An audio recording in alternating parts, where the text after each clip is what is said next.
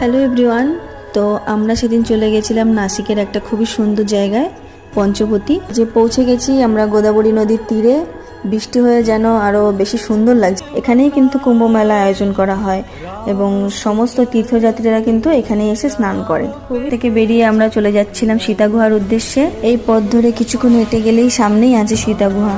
কথিত আছে যে শ্রী রামচন্দ্র, মাতা সীতা এবং ভাই লক্ষ্মণ তাদের 14 বছর বনবাসকালের কিছু বছর এই নাসিকের পঞ্চবতীতেই কাটিয়েছিল। বলা হয় শ্রী রামচন্দ্র যখন বনে ভ্রমণে যেতেন তখন মাতা সীতাকে এই গুহার মধ্যেই রেখে যেত। মাতা সীতা কিন্তু এখানে বসে শিবের পুজো করত, আর সেই শিব মূর্তিও এখানেই আছে। আর এটা কিন্তু মাতা সীতা দ্বারাই স্থাপিত মূর্তি।